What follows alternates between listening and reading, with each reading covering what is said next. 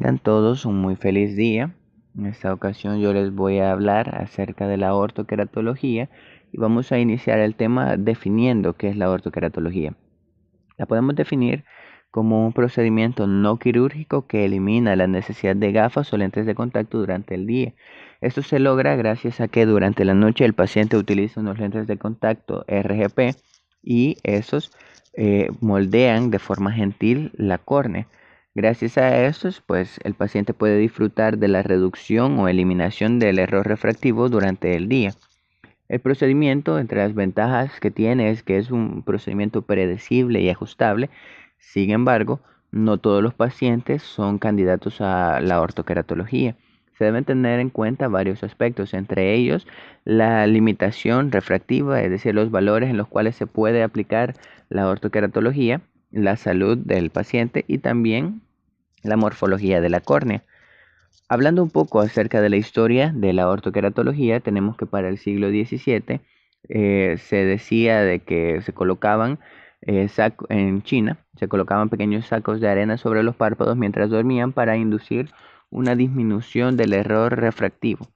Sin embargo, la ortoqueratología moderna surge para la década de 1960. En 1962, George Jessen describe este proceso como ortofocus y en la misma conferencia en donde él describe los resultados de adaptar lentes de contacto más planos que las queratometrías, Newton Wesley llamó a este proceso ortoqueratología.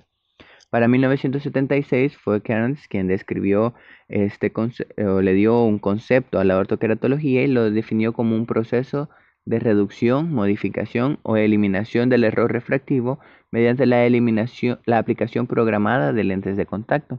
Y para 1977, Tomi Hayashi descubrió el equilibrio de las fuerzas de succión y compresión en la lágrima, las cuales eran las que causaban el buen centraje de los lentes. Sin embargo, al momento de su surgimiento, la ortoqueratología no fue bien recibida. De hecho, muchos de la comunidad científica de ese momento creían que modificar la córnea, la estructura de la córnea, no era adecuado. Por lo tanto, la ortoqueratología realmente en ese momento no contó con el apoyo adecuado. Además, otro de los problemas que tuvo fue los materiales de los lentes. Para sus inicios utilizaba lentes de contacto de PMMA y debido a eso los diámetros eran bastante pequeños. Esto causaba que los descentramientos fueran bastante frecuentes y que el procedimiento no generara los cambios que se deseaban. En el caso de las lentes de contacto de PMMA, esto mejoró con el hecho de que fueron surgiendo nuevos materiales. Y además, también la FDA permitió este proceso de manera nocturna, un modelo nocturno gracias al cambio de los materiales que se habían hecho en los lentes de contacto. Sin embargo, para la década de 1990 fue cuando se tuvo un mayor auge de esto, y fue gracias a que se desarrollaron lentes de geometría inversa, como podemos apreciar en las imágenes. Lentes en los cuales la curvatura del centro es más plana que la de la periferia. Hablando acerca de las técnicas que existen de la ortoqueratología, lo vamos a ver de manera cronológica. Surge primero la ortoqueratología convencional. Podía corregir rangos hasta de menos 3 dioptrías. Utilizaban lentes con un diseño tricurva convencional y el tratamiento requería meses o años para dar buenos resultados. Y el lente se utilizaba durante el día. Surge luego la ortoqueratología acelerada.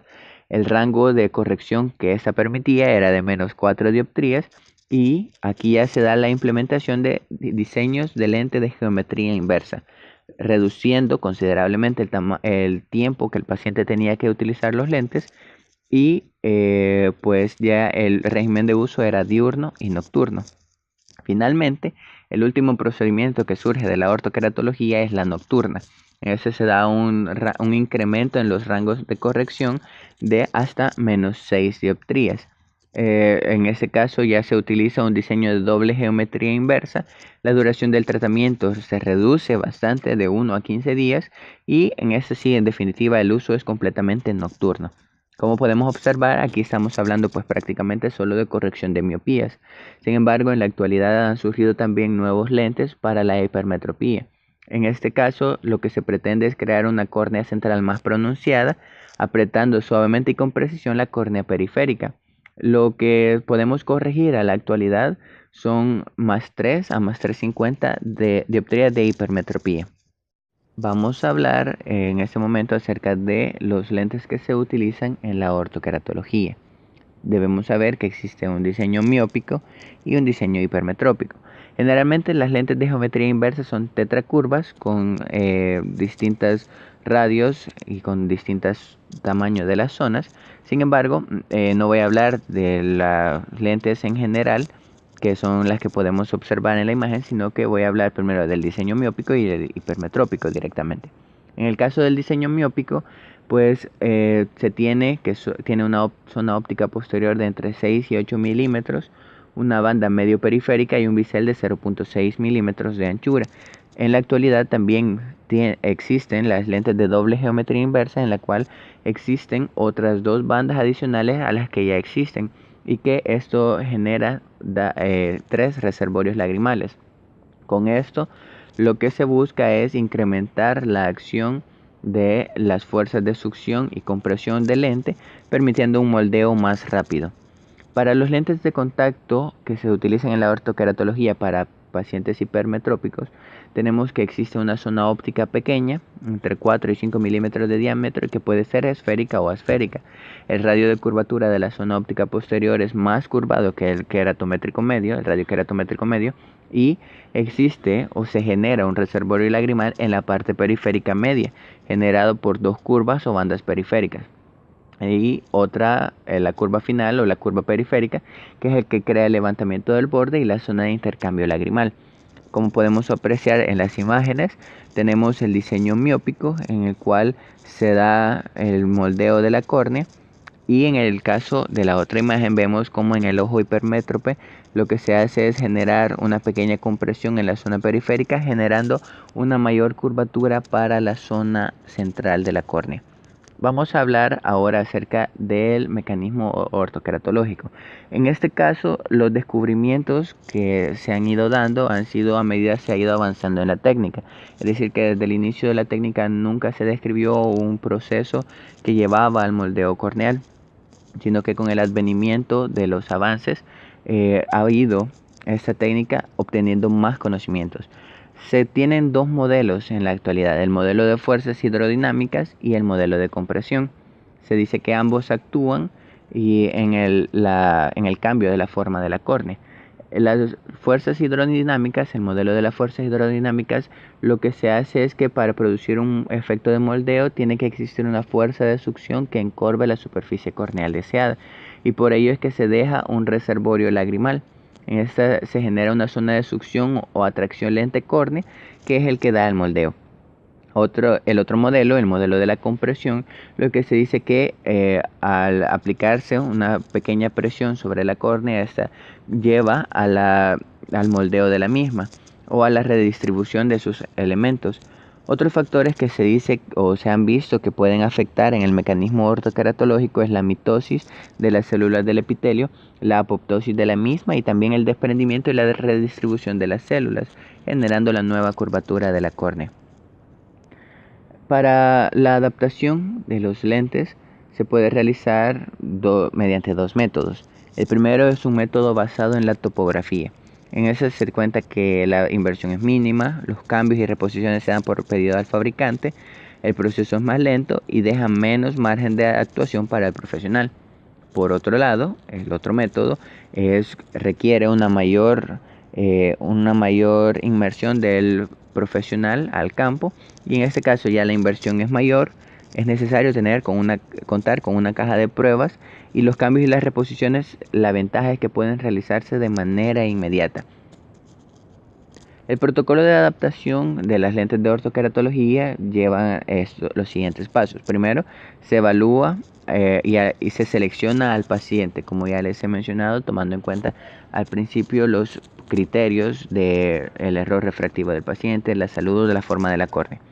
También luego se selecciona y se inserta el lente de prueba. Puede que se requiera dar una alteración de los parámetros antes de dejar un lente de prueba final. Se deja Luego, una primera noche de uso con la lente, se consulta el primer día por la mañana, luego una consulta a la semana, esto de preferencia durante la tarde, se consulta luego de 3 a 4 semanas por la tarde, luego 3 y 6 meses, un año y se sustituyen los lentes. En este caso, se dice de que a medida se va avanzando en el procedimiento, es posible que el paciente requiera utilizar menos tiempo o los lentes, o que incluso puede haber días en que no los utilice y que siempre se va a mantener el efecto. Claro, esto depende del paciente. Para seleccionar al paciente tenemos que tomar en cuenta, como en todo paciente de lentes de contacto, la motivación que tiene él para aplicar los lentes, para colocarse los lentes. Además, tenemos que tomar en cuenta los rangos de aplicación, la esfera, el cilindro y el eje, la relación de la esfera contra el cilindro y el astigmatismo interno del ojo. Son todos esos factores que debemos tomar en cuenta. También tenemos que tomar en cuenta las contraindicaciones. Los pacientes que no sean buenos candidatos, pues no debemos siquiera mencionarles la técnica, porque podemos generar mayor problema a su salud. También debemos evaluar qué tan susceptible es este paciente a los efectos secundarios. Sobre todo los efectos secundarios que más se crean en la ortoqueratología son las aberraciones y la visión, y también una dificultad en la visión nocturna. Debemos evaluar el diámetro pupilar del paciente, debemos evaluar si él es un usuario ya de lentes de contacto, y los lentes de contacto blandos deben dejar de utilizarse una semana antes de iniciar el procedimiento, mientras que los lentes de contacto rígidos deben de dejar de utilizarse de 2 a 3 semanas antes de realizar el procedimiento de ortoqueratología. Otra de las cosas que debemos tomar en cuenta es que el paciente tenga el compromiso de seguir asistiendo, y también debe asumir el paciente el consentimiento informado. En el caso de este último es muy importante, porque si bien es cierto, no es un procedimiento que puede generar dificultades muy serias, sí es un procedimiento en el cual estamos alterando hasta cierto grado la forma de la córnea del paciente, y que puede resultar o puede tener riesgos de los cuales el paciente tiene que estar enterado para, pues, en el área legal, nosotros cuidarnos. Para evaluar la adaptación, esto depende sobre todo de si es un miope o si es un hipermétrope, de los lentes que vamos a utilizar. En este caso, tenemos que, si es un ojo miope, lo que debemos notar en la evaluación al hacer la prueba con la fluoresceína es que exista un contacto en la zona del centro de la córnea. Obviamente tenemos que evaluar que el lente esté bien centrado, pero como podemos apreciar en la imagen, se ve como al centro existe el contacto porque no hay fluoresceína, y como en la margen podemos apreciar cómo se ha generado un reservorio lagrimal, un espacio, y vemos el otro reservorio lagrimal. Estamos hablando de un lente de contacto de ortoqueratología de doble geometría inversa. Podemos ver también el último reservorio lagrimal. ¿Cuál es el objetivo de esto? Generar las fuerzas de succión necesarias para causar la redistribución del tejido de la córnea. Y en la parte topográfica se debe evaluar que tenga un patrón de diana, es decir, de preferencia que sea el patrón, las potencias vayan de manera concéntrica. También tenemos que evaluar la salud ocular del paciente.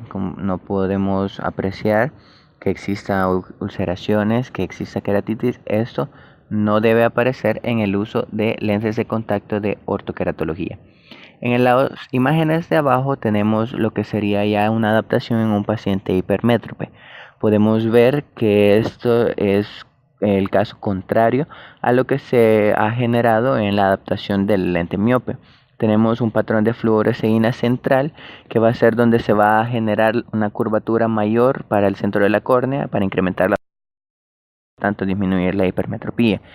También vemos cómo se generan pequeñas zonas de contacto en la periferia para ayudar al moldeo de la córnea.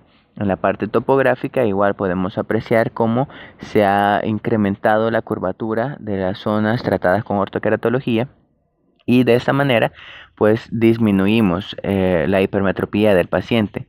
Y de igual manera tenemos que evaluar la salud de los pacientes, la salud ocular, la salud de la córnea, y por lo tanto es necesario evaluar que no existan también pequeñas zonas con el epitelio dañado, que no exista queratitis y todo lo relacionado a la salud ocular del paciente, lo cual podemos evaluarlo ya sea con lámpara de hendidura o con otras técnicas para determinar que no exista ni el más mínimo daño a la salud ocular del paciente.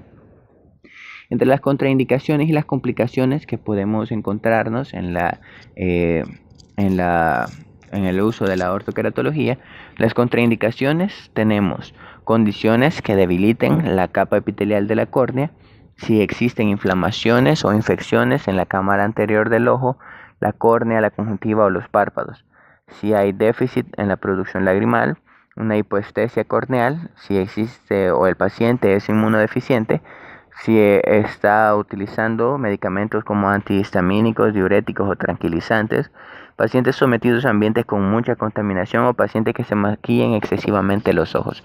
También otra de las cosas esenciales es que los pacientes deben comprometerse a las normas que se le indican. Si no lo hace, ese paciente es una contraindicación del uso de la ortoqueratología. Y en el caso de las complicaciones, pues pueden existir de tres tipos. Están primero las complicaciones visuales y refractivas. En este caso, las complicaciones son el astigmatismo inducido, proveniente del astigmatismo interno del ojo, el astigmatismo residual, la regresión del efecto ortoqueratológico y la subcorrección que pueda ocurrir con el procedimiento. Las complicaciones fisiológicas tenemos una queratitis punteada superficial, un anillo pigmentado y fibras y líneas fibrilares. Si existe edema, también puede haber adherencia por parte del lente, depósitos generados en el lente, la vascularización corneal, como podemos apreciar en la imagen. También puede haber infiltrados corneales, hiperemia, úlceras, como podemos apreciar también en esta imagen, y erosión corneal recurrente. Y ya las complicaciones patológicas, tendríamos la queratitis microbiana, esa es la complicación más temible y pues en algunos casos, de acuerdo a la gente, puede ser bastante agresiva la infección. Estos eventos normalmente se dice que siguen un patrón definido y están asociados más que todo a la poca higiene del paciente al utilizar los lentes de contacto. Y también puede haber otro tipo de infecciones como una blefaritis o una conjuntivitis relacionadas de igual manera a la higiene del paciente. Y eso sería todo relacionado a la ortoqueratología. Muchas gracias por su atención.